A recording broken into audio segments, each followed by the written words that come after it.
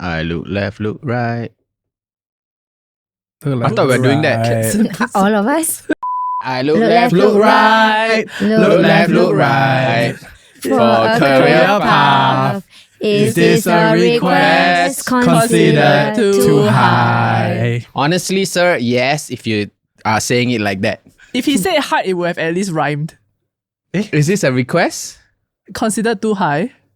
Yes. Yeah. Yeah, but he's trying to rhyme with path. How does Career hard? path. Closer. Is this a request? Considered too hard. How does path and hard rhyme? I'm so confused. Better than high, right? After that. Anyway, today we're talking about the most pivotal moments Yes. from this GE. So I think a lot of us are still reeling from the effects of it, right? Especially people in Jurong and perhaps people in Jalan Kayu such as myself. And Tampines. And Tampines and Punggol. Yeah. So I thought that it would be a good chance for us, right, to kind of go through what were the craziest moments or the biggest moments from the past 2 to 3 weeks and how it impacted the results. Okay. Okay, let's start with Dew. Okay. I know when... Wait. Listen, let me address something first. From the first episode that we did, right, I received a lot of hate because I judged the parties based on their social media game and their uniform and their public speaking. Which was the fucking context of the damn episode. Literally, Dennis opened the episode with like, we're gonna judge them with that, and then the policies. Now look, I'm fucking dumb. Right, I admit I never read the policies, so I'm like, I'm not going to talk about the policies. I'm going to talk about whatever they have been doing on social media. And then I talk about Desmond Lee, and everybody come and hate on me. And then now the look left, look right guy came out. So I at home and I was watching this, I'm like, Well, I was right. I was right. It became a meme. So Singaporeans do actually agree with me that you actually need good public speaking skills and not make yourself look like a fool in front of media. No, but how much of their votes you think came from him? I mean, he lost his deposit, right? Look left, look right. Yeah, they lost. It's part of the $360,000. So with that said, So basically, $360,000 were lost in deposits this time round. And I'm so sorry. Look left, look right was there, and I feel so bad for him. I don't. So You knew you were coming. Like, I mean, for example, you knew there were press in front of you. Why did you do that? they all sing. I know. Choose a better song then, or just reject and say like, you know what? I'm here to talk about policies. I'm not gonna sing. Actually, weirdly, this was like the singing election. We saw a lot of them sing. Everyone was singing If I'm this not election. wrong, like Lawrence Wong is a pretty good like guitar player as well. I mean, he didn't do it in the election, but he plays like guitar pretty you well see- as well. Okay, But and he's good. He's good. To be fair, he's good. But what I realized about this also, I might be wrong, right? Only ST is doing this, so I think it was ST saying, how can we appeal to the young people? Let's Yes. get all of them to sing. I think it was a social media strategy which actually worked, but what at what cost? At whose expense? Yeah, at whose expense, at what cost, right? And I mean, as social media people as well, I understand that cutting a reel, like it has to be entertaining. Like TikTok, Instagram versus YouTube is 3 different platforms altogether, and both all behave differently. So, and I get it, I don't blame them, but again, at whose expense? So I mean, we say, okay, all the singing is coming from ST, right? So what I learned, right? So I actually asked Sumaleki. So when he came to my other show, I said, sir, can I assume that you did the silat because you want to appeal to the Malay people? Assumption, right? I said, you can correct me if I'm wrong. He said, no, you are wrong. I said, okay, so why do you do it? He said, so this is what happened. ST asked him 3 times to do the silat. 3 times because he has been the president of a silat federation for 20 years, if I'm not wrong. 3 times and he said, no. And then ST said, but your colleague sang, which is the Strangers in the Night. Strangers in the night. Then he was like, really? They were like, yeah. He showed the video. So this guy got peer pressured to silat. So that's what I knew for a fact. Then I'm glad that we didn't elect him. He got peer pressure to embarrassing himself. So I'm like, you know what? Like I told him, you know what, sir, like it sounds quite sad, like, you know, that it turned out this way, right? But then as media, we cannot blame them. It was a strategy. That's why I said I'm quite confident it was a strategy for ST. With that said, my top 2 that actually caused what word do you use just now? Pivotal moment. A pivotal moment is basically PPP. I feel one joker is enough. It's enough. But there were 2 more jokers that came out. Sorry for the lack of better I don't know how else to describe them. Bertha Hansen said mosquito parties. So that was a term. That was a term that's like described, that's been coined, I feel like, in this election. I don't know if I've ever heard it before. No. But what she said was on another, so she went on Yalabat and then she mentioned mosquito parties. And I was like, oh, that's interesting. She was like, Singapore politics would be so improved if mosquito parties went away. Then she went on to clarify what that was on Daily Catch Up. And she was saying that it's because it's like mosquito season. Like you don't hear from them a majority of the time.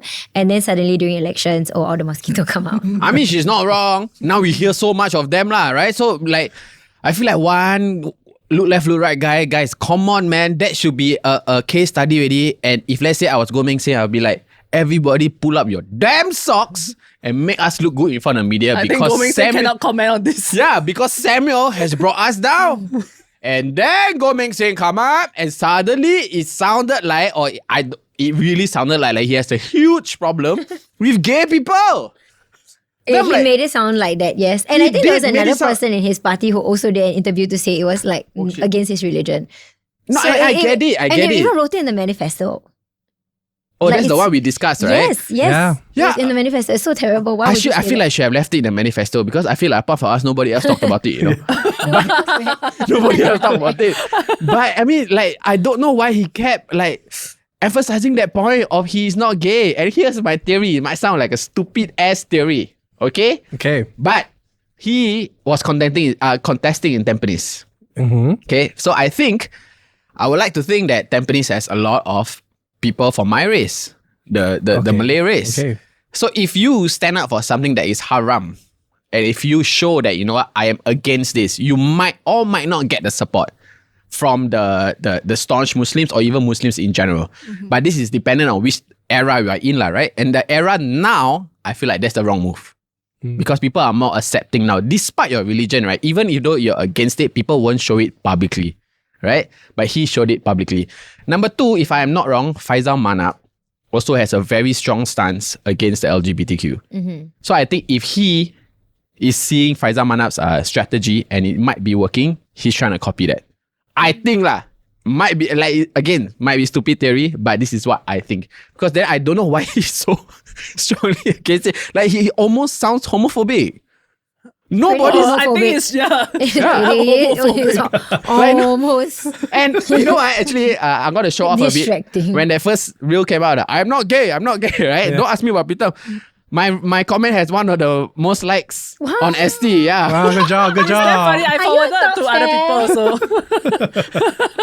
Do you get a badge? The top fan badge? No, walao, ST, come on lah, there. pin my comment lah. So I just commented, I'm like, okay, sir, we're here for a rally, not a sexuality review. Relax.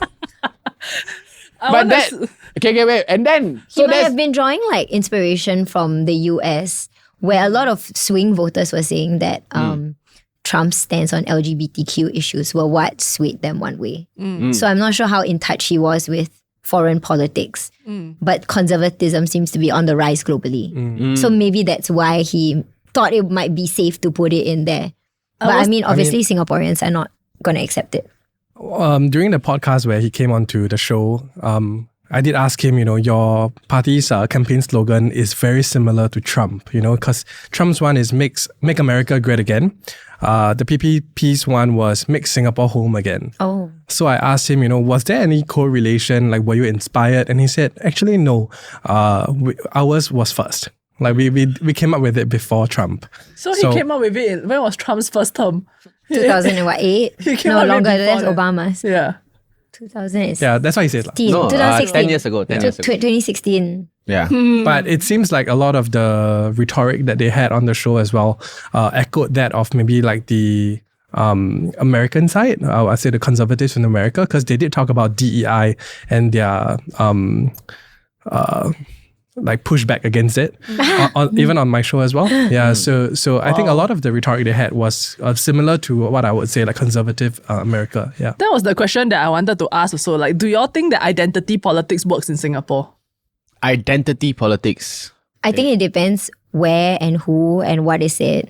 But I think for it might have actually backfired in some cases this time round. Because I feel like in Singapore, we don't have as many like people who are awakened to that idea. Like, I think we still have a lot of people that want to try to be nice or think that they are nice and how to say it's still very centrist, I guess, which is reflective of the government, right? Versus in the US, right? I think people will just straight up say like, oh, like if you trans, then you have a problem, like, you know, you should like stop all this or whatever. I think they have no problem with that. But people in Singapore, I think, are still, maybe it's an Asian thing, like still a lot more conservative in that sense, and I guess care about what their outward projection is. But I think there's some value to asking questions about identity politics when it comes to like race and religion. So I hope someone can fact check me. But like, I think it was a there was a WP candidate, and there were actually fake images of her going around with things that she did not actually say. And I remember after the election, well, we can maybe, I don't think we can put it here. And everyone was asking, where's Pofma? Because she didn't actually say these things. But I saw a lot of people saying, thank God she wasn't elected because of her extremist policies. But they were not her policies. It was essentially a fake infographic. Right. So everyone was like, where's Pofma on this? Right. Let me just fact check. So it was Siti Alaya from WP. And this sparked a lot of heated debate and criticism online because people were saying that she's trying to create division and it's a very divisive topic. So then I don't know if that hurt them in the race. So when you play, it's a dangerous game. Yeah. It's definitely politically it's a gamble. Morally, she might be in the right. Politically, it definitely, I think, from what I've seen online, hurt her chances. To jump on your point on the PPP, right? Yeah. I was actually reading up about the look left, look right thing. And then, right, you know what's even crazier? Okay, Right. so I didn't know this, but he was convicted. Samuel Lee was convicted. I saw this. For what? So he was 6 No. weeks in jail and a 6-month driving ban for a road rage incident. So Because the TLDR is that he encountered like a food delivery rider on a PMD at a pedestrian crossing.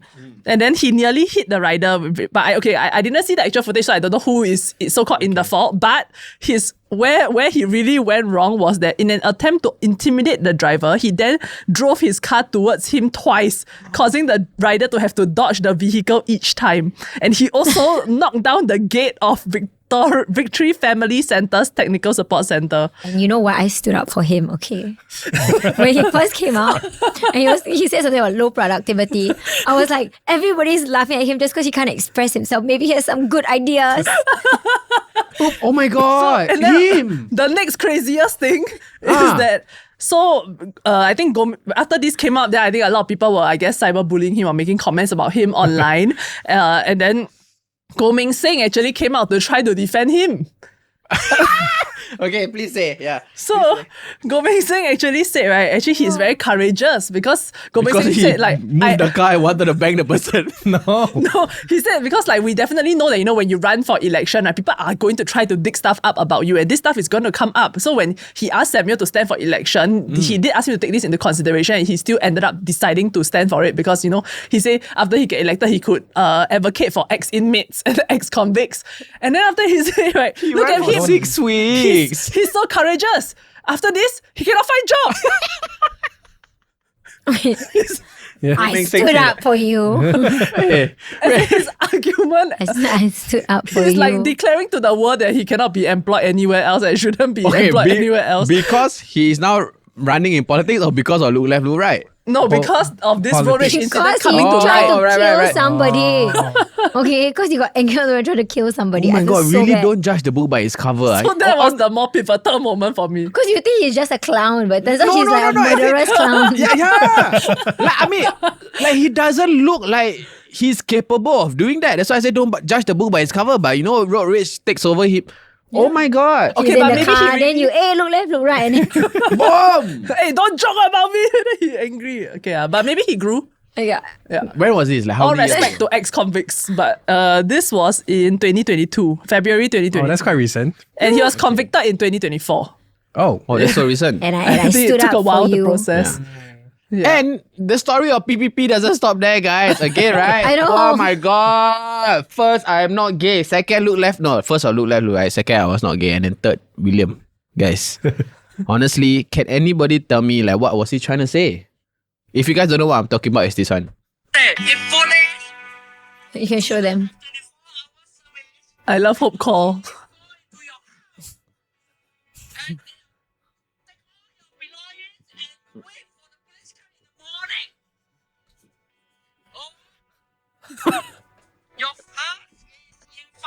in fire. Oh, like your English is very good. Oh, your gin on fire. The edit is it's too much. What? He's saying that it's important to have 24-hour municipal services available to you. That's what he's trying to say. You know why I know? It's because your English is so bad and I always have to decode it. So Fuck you.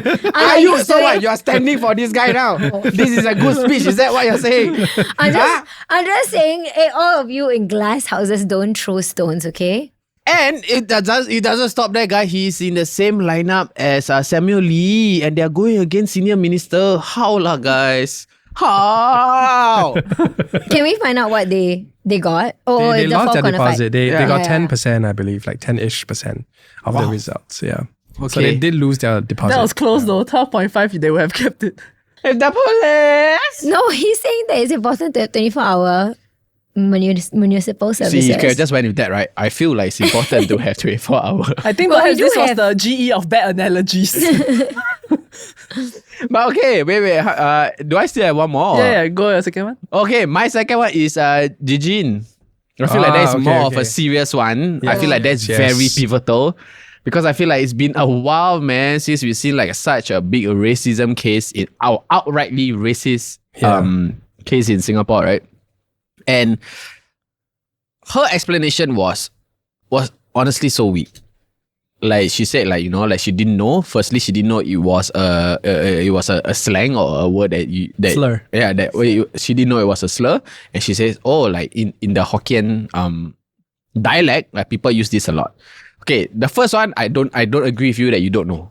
I do maybe believe that she did not know prior to this because don't forget that she mentioned that she was called back from China. So she actually had lived in China for a long time and she was working as I think the CEO of like a couple of Chinese companies. And then she said, I received the call to come back to run. So if you were not in Singapore, you might have missed out on that conversation. Yeah, so after a while, I looked at it, I'm like, you know what? Some of my aunties also still use it. And they might come from the same generation. Yeah. So like I think maybe last time, right, it is not as offensive. I don't know, this is me assuming. But now that we know that it's offensive, like how can you have not known? Especially if you are, you know, you want to be a MP and so on and so forth. Yeah, you should have known. Yeah, imagine the person come and see you and you just call him the K word right in his face. You're done eh.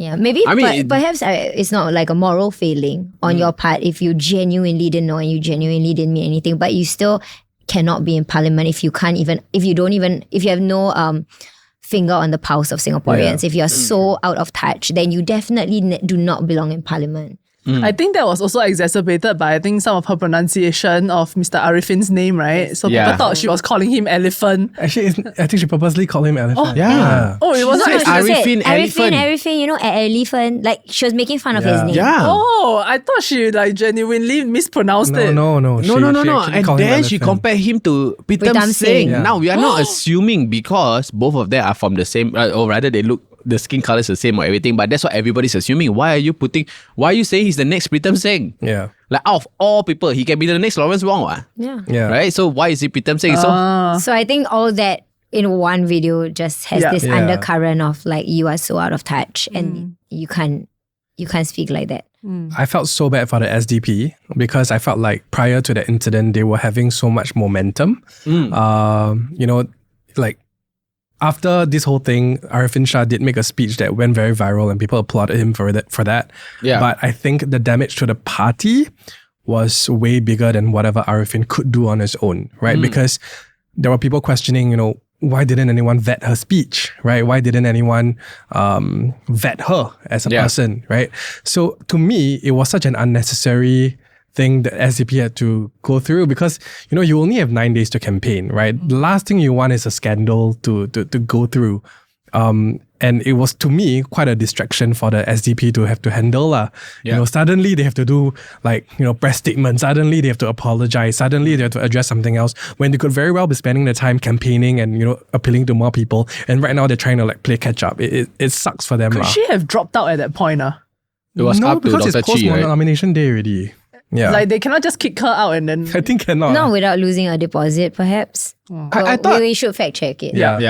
But I mean, a lot of people Scold us. were saying like, oh, Dr. Chee should have asked her to step down like right away. Right. And in which I think I agree. Like I feel like there are so many problems that you can create, but racism is something like I think it's very hard to solve.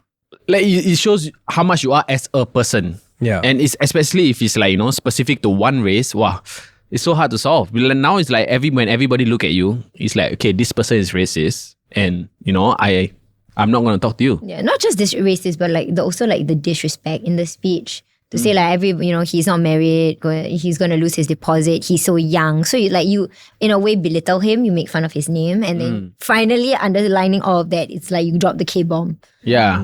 I thought it was quite unforgivable. It just shows that you guys are not a real team. Why would anybody vote for you? Yeah, and Arifin had such a good run. Yeah. The worst part is, to build on what you said about his speech following, is that when he tried to address it, someone told him, "Move on, asshole." Oh, I hated that person. Yeah.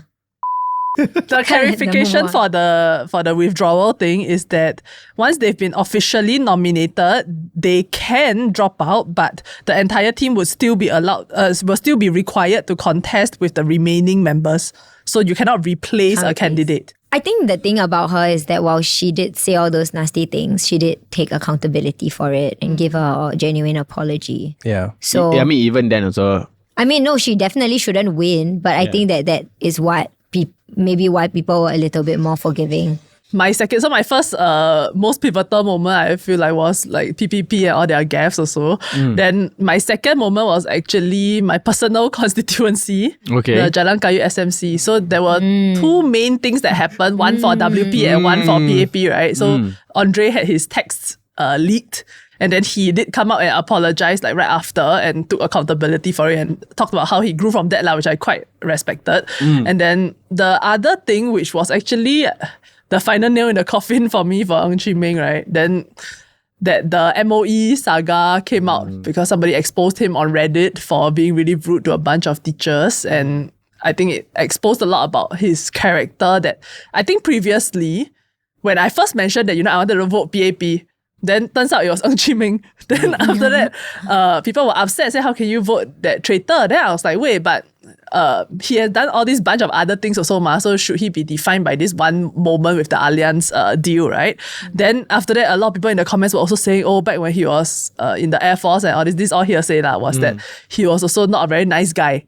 But then I felt like, but then my personal experience seems okay. Then I was thinking, like, do I want to vote for opposition? Then, so that was kind of my dilemma. Oh, so you were one of the 400 people. Can you imagine what a slim margin it is? 400? But I voted WP in the end. Oh, my whole so you were family not. did. My whole family did.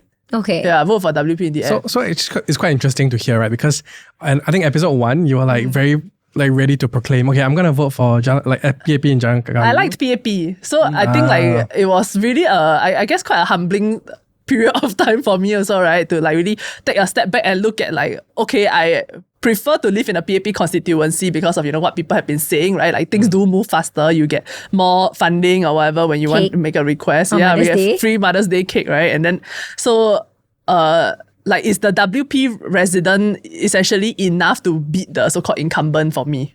Yeah, what I was evaluating. Yeah, and then so when all these scandals came out, then maybe, I don't know whether it came up too late, the Reddit thing, because I think mainstream media didn't cover, also maybe because Chee Meng didn't address it. And then, so I think not many people knew about it if you were not, like, I guess, actively on socials. Yeah. Also, another thing is that you have to remember that when the new boundaries were drawn, a lot of people who used to be in a very strong PAP stronghold were then shifted over to Jalan Kayu. So in that sense, there's this whole bunch of people who live, like the older generation, and they are the hardcore PAP fans, and they're moved into this Jalan Kayu. So I thought, actually, the margin was very, very slim.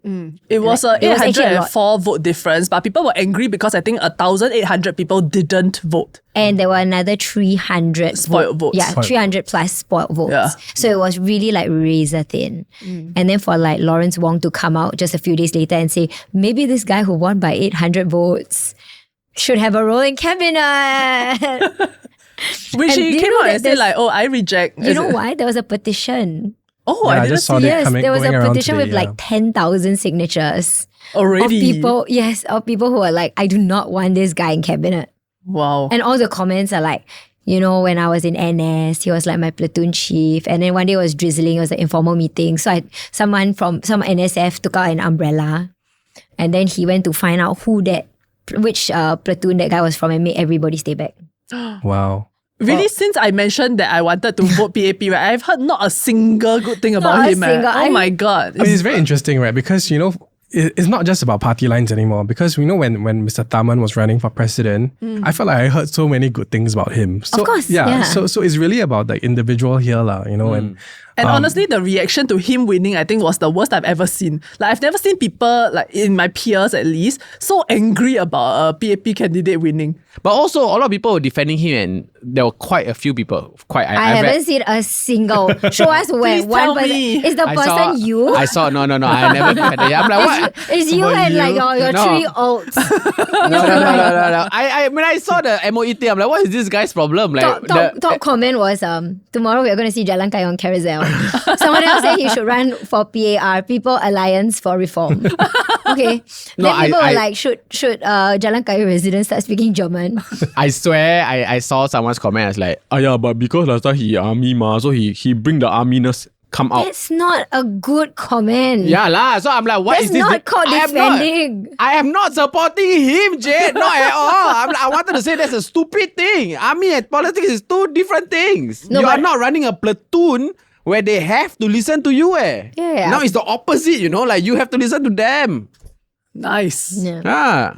Yeah. Always, No, but Jade always I think have the to say worst of one me. very good thing about the PAP this election. There's so many things to say yeah, about no, there are so many good things about them. Yeah. But one really good thing about them is that they are damn good at one thing, which is like drawing new boundaries With who? to help. That's such a That's backhanded allegedly compliment. not them. They're not involved. Oh, I'm so sorry. It's the ELD. BRC, EBRC. Okay, so can I pay the ELD a compliment? They are so good at drawing these boundaries. The EBRC Well guys. done, EBRC. Like, well done. Like, I am so. If you guys wanted PAP to win Jalan Kayu, then guys did a great job. So that's a compliment. No, I from- set a reminder on my phone for Me to you. 2030. I set a reminder on my phone for 2030 to see whether Jalan see whether you're Kayu back in, gets drawn Ang back to Mo a... Kio. Yeah. See whether you're back in Ang Mo Yeah, Kio. I'll update you guys Where in 5 am I years. this time? Oh, Jalan Kayu Pak Ang Mo Kio? Yes. Is it? Ah, okay. Yeah, so I think they did think it was like an easy win. They did, but it was I saw very quite an interesting comment, right, about how, I think it was on Net's Instagram story, if I'm not wrong, that the people that are angry at people voting for Chee Meng are actually anti-democracy. What? Explain. Because democracy essentially is like the free will to vote whoever you want to vote, right? So me trying to tell you what to vote, that's actually not democratic, ma. Is it I mean, but then that like means that you think that a democratic process is giving everybody 10 days to like get ready Oh no, and disagree. to run for an election. As in, I I don't think- know, maybe. What do I know? It's I don't know anything. for me, it's you know, I think we have a very unique system, right, whereby you don't get to vote obviously for someone else's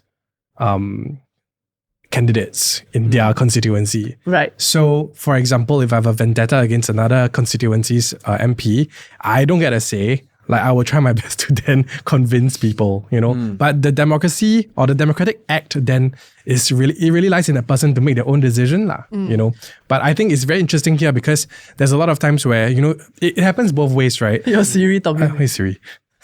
It happens. It does happen both ways, whereby, you know, there were a lot of people who came forward to say, please keep you know, Bayam King and keep Sun Xueling. You know, that's them influencing people to vote, you know, a certain way, right? And then there were some people who, you know, looked at, you know, for example, Tampines, and they say, please try vote for Michael Teng, you know.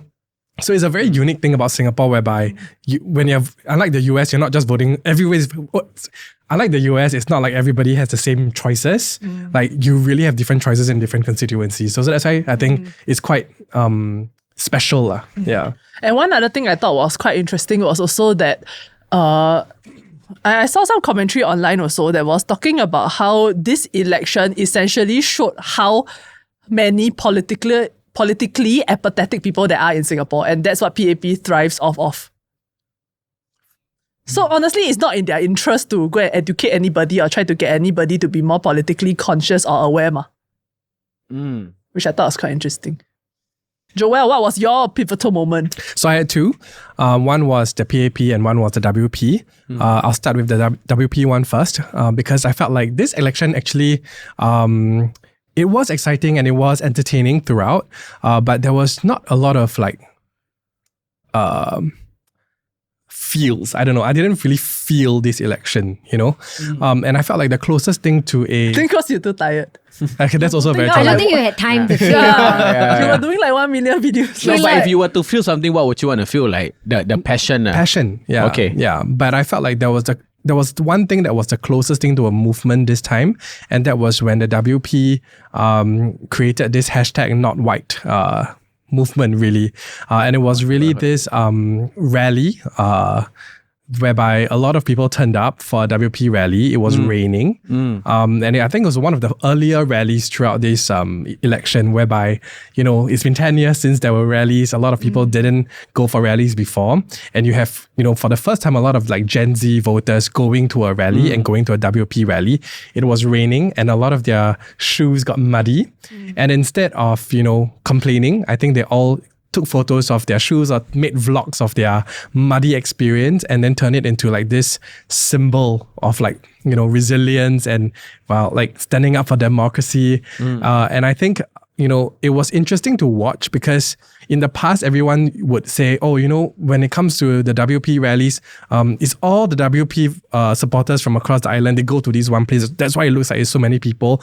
Or the other side of it is your average Singaporean just wants to listen to them because they don't get the chance to usually listen to the WP. So that's why even though there's so many people, they might not translate to votes. What I'm seeing different this year is that, you know, when you have all these different vlogs going around and you add on like all this emotional music, you know, and whatnot, a lot of like that Gen Z demographic is actually like feeling it, you know, and they get inspired and they're saying like, hey, actually this is a very different Singapore than the one I've been grown up to you know, understand, right? So to me, like, that was a very powerful moment, especially when the WP party themselves, they took in all these different like muddy photos, muddy shoe photos, and there was this one particular photo of a white sneaker with mud, and then it hashtag like NotWhite.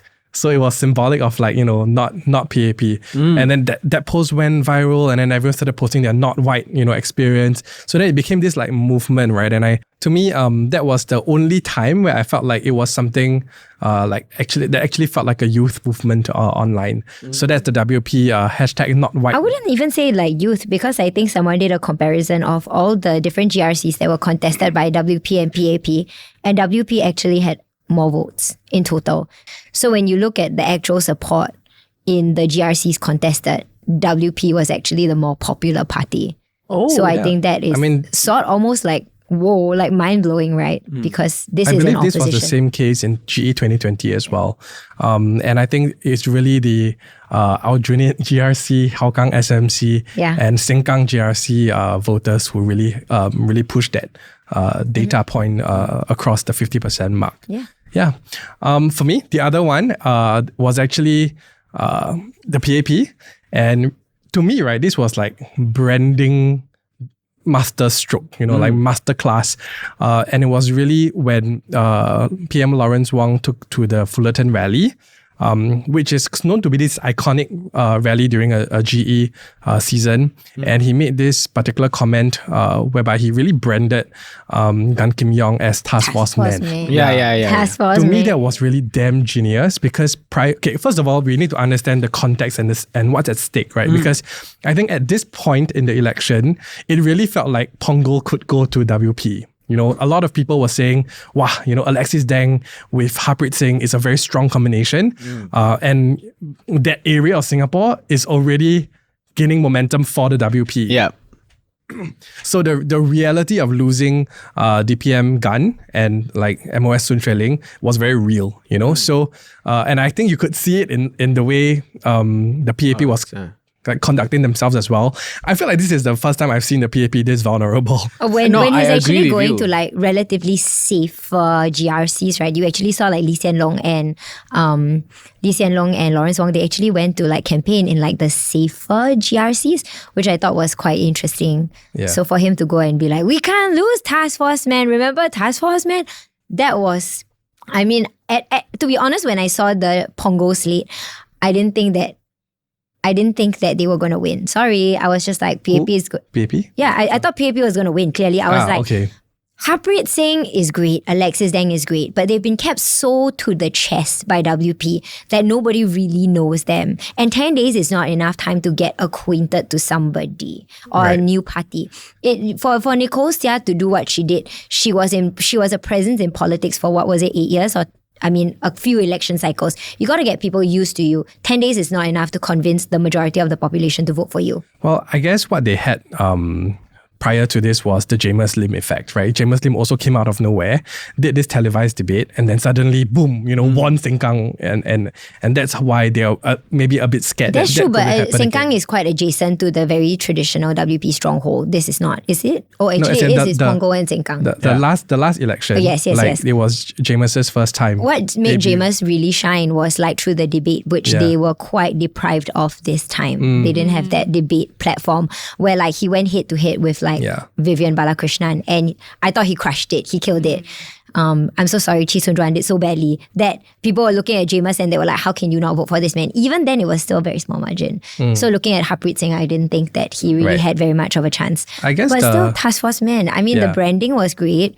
And Gan Kim Yong, like, this is very interesting because people will be like, the fear of losing Gan Kim Yong. The fear of losing Gan Kim Yong, you put him there. This was your idea. Yeah. You dropped him there. You're like, we can't lose him. If you couldn't lose him, why did you put him there? That was like, it is your fault though. Yeah. I'm glad that Gan Kim Yong won because like realistically for the Singaporean people, what a loss to lose someone like Gan Kim Yong. Like the guy who's negotiating tariffs, you want to lose that guy. You want to lose the guy who's like on the COVID-19 task force. That's the guy that you want to lose. And for what? For like new untested candidates. I mean, I'm not anti-WP, but like, let's be for real. Funny enough, like this whole task force thing, like I feel like it's a good thing also. I also like respect him for getting us out of COVID, but He didn't get us out of COVID. I mean getting us through. He didn't get us through. Why? What were you gonna do? Like if without him, what, we all dropped dead? No lah. I mean like he was the task force man. No, we got us through COVID. He didn't do any. I mean, like, okay, maybe he did something, but I hate when he's like, he got us through COVID, he let us through. No one let. Every single country in this whole entire earth, even those without a government, made it through COVID. What does it mean to make it through COVID? I have no idea what that even means. I guess less when than I'm deaths. Like, okay.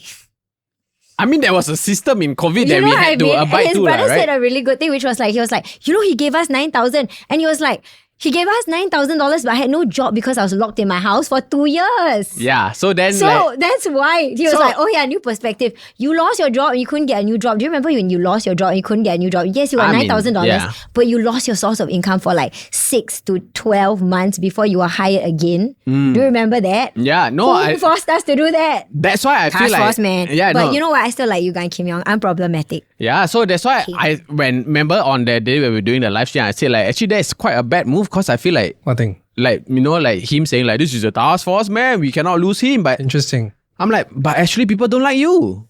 What do you mean? Like people don't like Gan Kim Yong because of these types of things like the whole lockdown and everything. No, Really? but No, they I don't didn't. think that's true. He didn't say that he was responsible for I think it was smart because he didn't say he's responsible for the lockdown. No, don't you remember? He made you all lockdown. They just said task force man, so it just looks like, he's just cool. And I think most people just listen to that and they're just like, task force mean- man. If you're from Pongo, can you comment down below, right? Did this task force man thing sway your vote? I'm quite curious. Yeah. Sure it is. Great branding. No, but okay, even if it didn't, right? What it really did was made everybody focus on Gan Kim Yeah. Yong, right? And prior to this task force man like label, no one could really identify what Gan Kim Yong's branding was, right? It was maybe like a cute uncle who has always been there. You know, he like when he came to the Political Print podcast, he was saying, actually, I've been through the leadership of 4 PMs, right? You know, like he was there when Lee Kuan Yew was here, he was there when Goh Chok Tong, like Lawrence Wong, Lee Hsien Loong, and then now Lawrence Wong. So he's kind of been like this steady figure, but there hasn't been that one angle that they can brand him, you know? And it's very hard, I think, for the PAP up to that point to really, you know, contest against the hype of the WP team. The hype of Harpreet Singh, because prior to nomination day even, so like, you know, in the lead up to elections, there were only a few names that the WP introduced. They didn't introduce Michael Teng until nomination day, right? They didn't introduce Alexis Deng until nomination day. But Harpreet Singh was already being pushed out in the media. Okay, fine. Instead of like 2 weeks before, maybe it was like 4 weeks before. I mean, yeah, but like the media was really branding him. I guess because he's a senior counsel, so he has that shine to him. Yes, and I do think that, you know, subconsciously everybody is trying to see who's the next Jamus Lim, right? So I think they were trying to see if this guy could be and you know, he was this branded like star catch of WP. So I do think that the PAP was also kind of like watching where Harpreet Singh would end up, right? And when they put him next to Sengkang, which is Punggol, like it's like, oh, like, you know, there's a very real chance of now that Punggol JRC going to the WP. And I think that's why like Gan Kim Yong was placed there lah. And then when the momentum of not just now Harpreet Singh, but Alexis Deng also getting a lot of like traction online, it's like, then they started to sweat a little bit, you know? And for me, I boil it down back to this task force man thing, because your average person who doesn't really follow politics, they just need something to catch on to, right? When you brand someone as task force man, it suddenly becomes this superhero figure. It's very good branding, you know? And that's one, you know, you're placing him on that pedestal, right? Yeah. And number two is like, you know, there was all these videos of him not getting handshakes. You know, that was damn sad. Standing by the roadside. Yeah. I think that one, it was very sad for maybe 2 days, but it really activated like this, like, oh no, you know, we can lose him. Because, I mean, visually, what are people thinking when they see that, oh, like, Pongo people don't like him lah, you know? So then it really galvanized this, what I felt like was a very, like, big social movement again, whereby everybody then started talking about how good he is, you know, and I felt like this task force man branding really led to this huge avalanche of support for Mr. Gan Kim Yong. And I was like, wow, you know, whoever thought of the branding, maybe it's Lawrence Wong himself, really did a damn good job lah, because out of nowhere, suddenly, like, there was a very consolidated effort to place focus on Gan Kim Yong. Yeah, which I thought that, you know, eventually really helped him lah. Yeah. On the note of, I guess, WP choosing to put, you know, most of their up-and-coming so-called star candidates in the same area, right? So they were all consolidated, like Pasir Ris, Punggol, Tampines, area.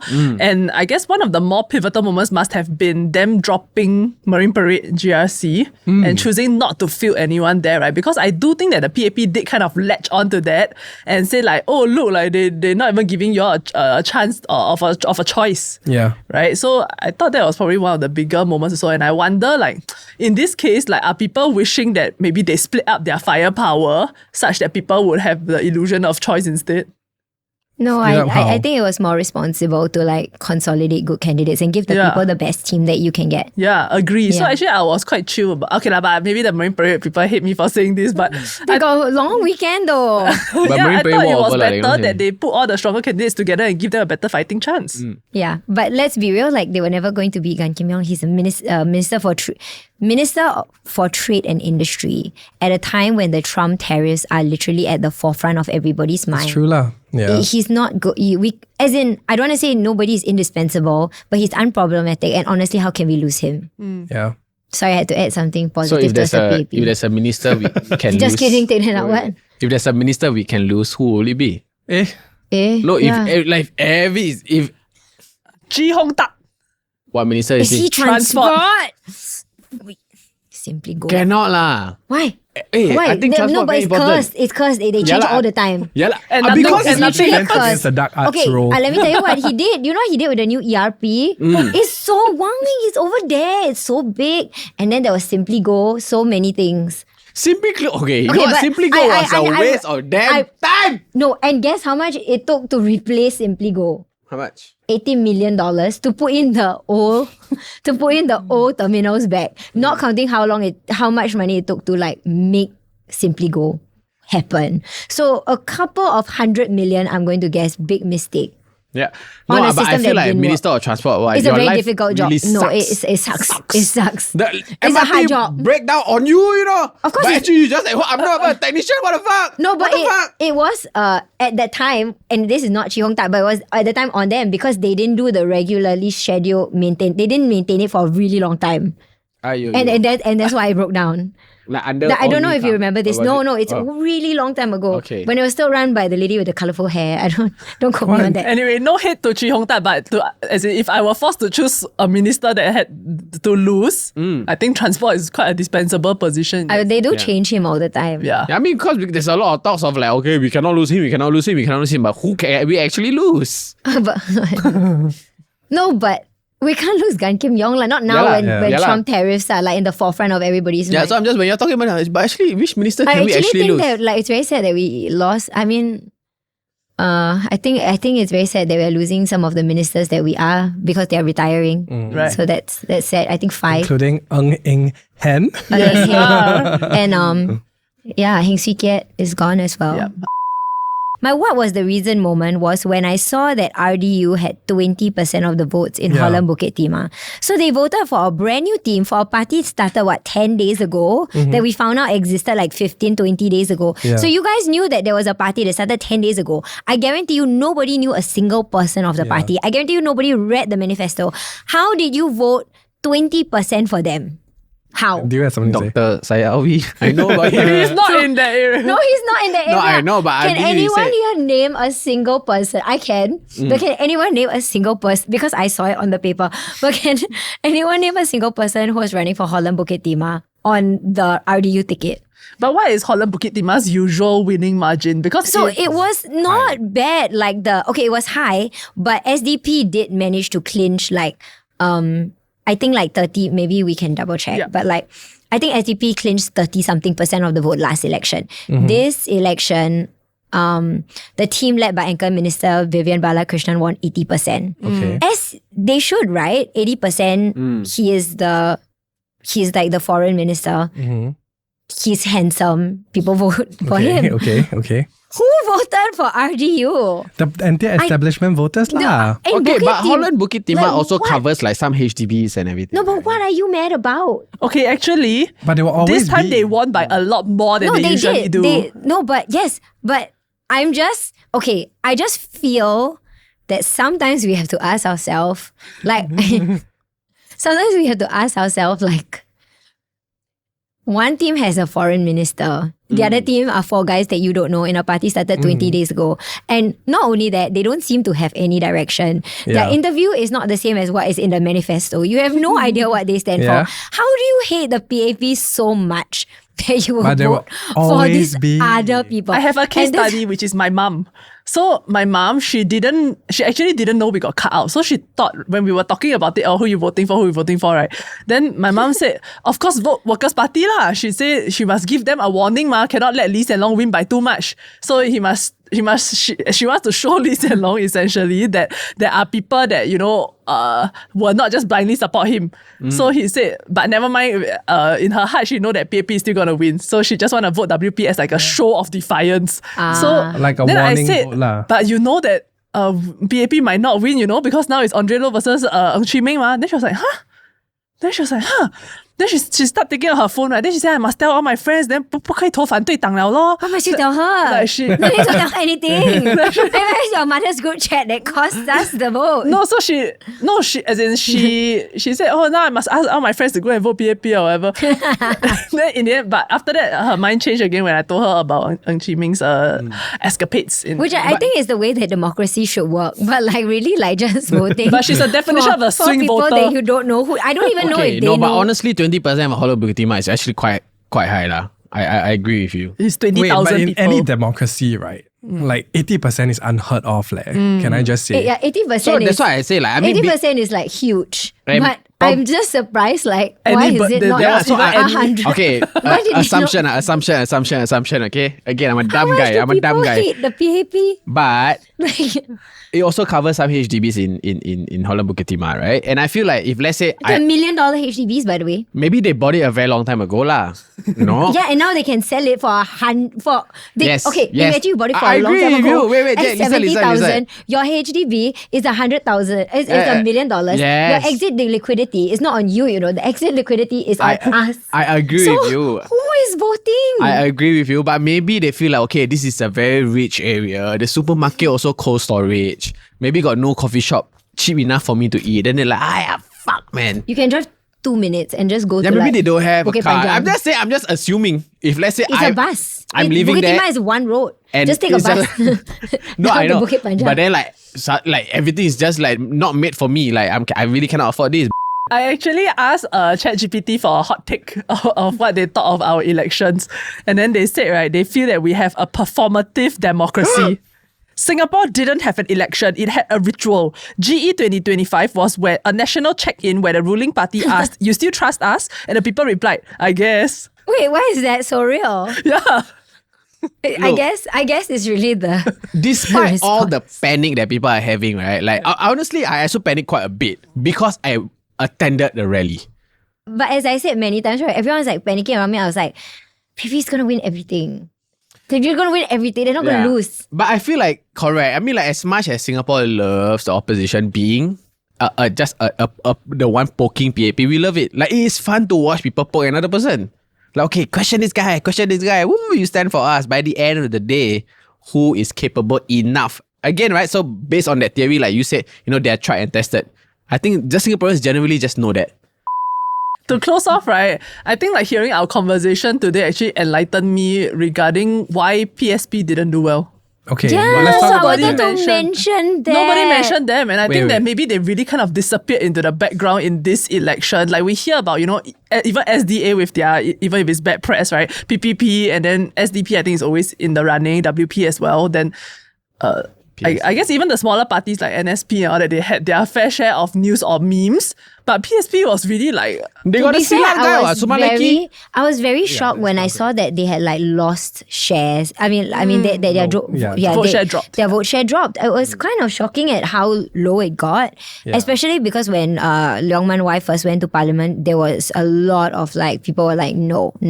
But I thought people had warmed up to him. Apparently not. Yeah. Then again, we don't really know because a large chunk, I mean, when you look at the way that the new boundaries were drawn, a lot of people from Tampines came from PAP strongholds, which was Jurong, right? Can I fact check? Tampines. Wait, where did he contest? I'm sorry. Jurong, West Coast, Jurong West Coast, yeah. Okay, Tan wait. Cheng Bok, right? Yeah. I feel like if I was looking at the map and I saw that a lot of people came from Tarman Jurong. Yeah. So I feel like that's they love Tarman, PAP Yeah. stronghold. So maybe that could explain some of it. Maybe the POFMA that he was issued earlier in the year had something to do with it. Also, I'm wondering if PSP is actually done this election because Tan Cheng Bok says he's not going to contest again. And it's sad because I feel like they're the one party that was like, hey millennials, we see you. Hey sandwich Yeah, generation, that was so sad because we like see you. Merch. Okay, I know you're so happy that they have merch. No. When we read the manifestos, we were happy with so many things that they were proposing. Firstly, the millennial housing. Yeah, the rental That's scheme. one, right? When I interviewed Sumaleki, he's coming out with, or rather he's proposing that Mendaki creates a fund for Malays who wants to start businesses. So basically it's like a Spring Singapore Love that. for the Malays. I love it. So I'm like, when I saw the videos, I'm like, okay, maybe people didn't really read the manifestos. And now I understand when people are calling me out, you should read the manifestos. Now I understand because when I read it, I'm like, PSP has really good like Ideas that policies. could- yeah. That it was. So, yeah. Sorry. no, yeah, go ahead. No, so I think when I was talking to people as to what happened with the PSP, there are multiple factors that we can boil it down to. Like one, of course, withdrawn boundaries, new factors. Gerrymandering. Another one is Mr. Leong Man Wai himself, quite a controversial figure over the last 5 years. So that might have lost them some goodwill, especially if they came in supporting Dr. Tan Cheng Bok's style of politics, which was supposed to be branded as old school PAP. Like his whole thing was old school PAP, like the PAP now has changed, right? Yeah, we used to debate in Parliament and have real debates. So that might have lost some of them. There was a lot of maybe moves along the way that maybe also lost a bit of goodwill. For example, Dr. Tan Cheng Bok did voice his support for Mr. Tan Tin Lian during the presidential elections. I didn't know this. Leon Pereira hosted one of their rallies this election as well. And to me, it's not really a core party issue, but I think by association, people might go like, then that's not really the PAP I signed up for. So that maybe lost them some momentum. But I think the biggest one is outside of Dr. Tan Cheng Bok, for over the last 5 years, I think the PSP maybe hasn't really formed that party identity yet. And this time around, they're saying that, hey, Dr. Tan is growing older. He said that this is his last GE, right? Like beyond Dr. Tan, what does the PSP have to offer? Which I think is a fair statement to make. So their emotional bait backfired. It just didn't resonate lah. Yeah, I wouldn't say it backfired. Like them trying to say that Tan Cheng Bok is no longer gonna be around for the next elections. Right. But I don't think it backfired. I think it wasn't a strong pull factor to support the PSP. But for me, I also, maybe I'm just like a softie, but then I give them a lot of grace because we talk about PSP as if they're another WP, but they're really not. They just came out 5 years ago. They're such a baby for a party. Any young startup with under 10 years old still have teething issues that they need to work out. So I feel like we need to give them a bit more grace, and we need to let them figure it out lah. Clearly this is quite a horrible performance for the party. Now, any party that performs like this after quite a stellar performance in their debut season, a good party would look at the results and go, well, it's time for me to figure out what went wrong, right? So I think they have the next election to be let's see what's our next steps. The deciding factor here is whether or not can the party survive beyond Dr. Tan Cheng Bok, which is what you said. And my belief is that yes, because when you look at the PSP system, there's so many volunteers, members, party candidates. They introduced Stephanie Tan this time around, which managed to get quite a bit of traction. She was on a televised forum. Maybe she's the future of the PSP. You never know, right? So I don't think we should be so quick to discount that party. They're still a young party. Let them figure it out. WP is the giant it is today, but when they were 5 years old, where were they, right? But they didn't have the face. Essentially, the face of the party stopped running after 2 elections. Fair lah. So I'm just saying, and it's quite sad that usually the more people see you, the more they vote for you. So it's the more they saw them, the less they like them. It's true. So that's why I was it's very concerning that not only it's not only that you did badly, because everyone has good seasons, everyone has bad seasons.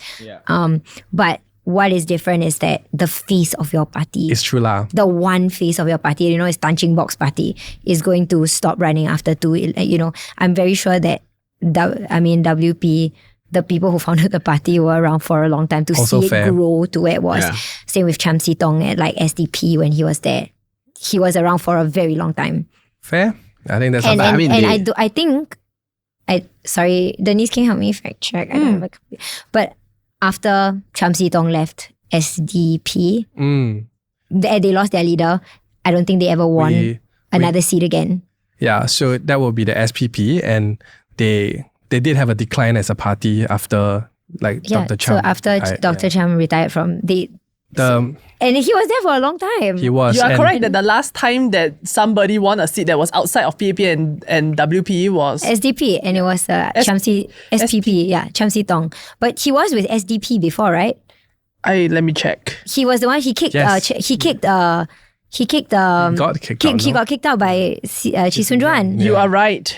And then he formed the And then he won under that. But like since he left, they never won another seat again. Yeah. So that's why I'm a bit worried that without Tan Cheng Bock, I don't know if the party we're going to see like success in the next few elections. Yeah. Okay, so we come to the end of this episode. Again, this is actually a short mini series. We actually only planned to do 4 episodes. Yeah. But I think in the end, we did how many? Plus the live stream? 6. Six. Yeah, Six, so a total of 6 episodes because we felt the hype. And I personally, honestly, again, this is my first time doing this for the show as well. Yeah, this is the show's first time doing this. The last election we didn't do anything. I actually learned a lot from this experience. I've never been politically inclined. Now that I read manifestos and everything, I'm like, I feel a little bit smarter now that I can, actually talk to people about politics. And I think it's a lot more fun than people might think. Yeah. Yeah. It is. I mean, if you don't take it that, if you really don't take things too hard, I mean, some people really are really... Some people really... No, but hello, there's such a privileged position to take. Some people, this is like, I mean, for everybody, this is their life. No, I meant in a discussion. Okay. Like in discussion, like, oh, Jay, you support the plea. Oh, wow, nice. Yeah, Why? some people are quite hardcore. Yeah. And I feel like politics, yes, is a very charged and very sensitive topic to a lot of people. But it is very fun as well if you, take it quite lightly and accept that people have different opinions in different things. Like, it's not a divide. At the end of the day, we are still one Singapore. We just have different opinions and we just live very differently. That's all. Yeah. And so hopefully we will see you guys in 2030 if this show is still alive. I don't know. If it's 2030, the show it will be 10 years now of the show. Yeah. So this year is the 5th year of the show. Oh my goodness. Wow. Yeah. Long, huh? Long. Yeah. And thank you, Denise, Oh, thank you. Thank you for having for me. coming. Yeah. Joel as well. Thank you. If you guys, I know a lot of people say, oh, we like this dynamic, so I mean, we try to bring it back once in a while lah. Okay, if there's a big political news, be like, okay, you know what? I cannot produce it. Then Denise. Avengers. Avengers Assemble, and then we discuss about I it. just We'll want to keep say the that group chat open. we Yes. love Joel so much, right? That during our live stream, we insisted to play the ST live stream, even though it was so far behind Yeah, I was CNA. telling him. Yeah. To SPH, That okay? was our top comment. Switch to Why? CNA, Yeah. switch to CNA. I was like, wait, isn't the ST still government owned? What is this going on? Why is the news so late? Wait, but but then we to be- realized, because everybody was talking, then we were like, faster, Joel, faster talk. But you know what? A lot of people say that the Straits Times one was a lot more fun this year. So I mean, because there's we Cause didn't watch the you- CNA one. no I mean- shade to CNA. No shade. Yeah. No, but I agree. Next year they should. No, sorry. Next GE they should have a bidding war over Joel.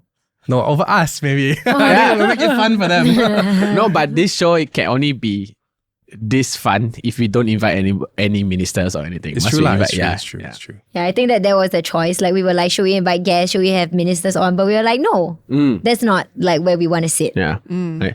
And with that, we would like to end this series. Hopefully we will come back. If not, then I don't know. We'll just see you guys in the next episode. Bye-bye. Bye-bye. If you See you in remember 2030. nothing, remember this 2030. ribbon heart is the new trend. Task Force man.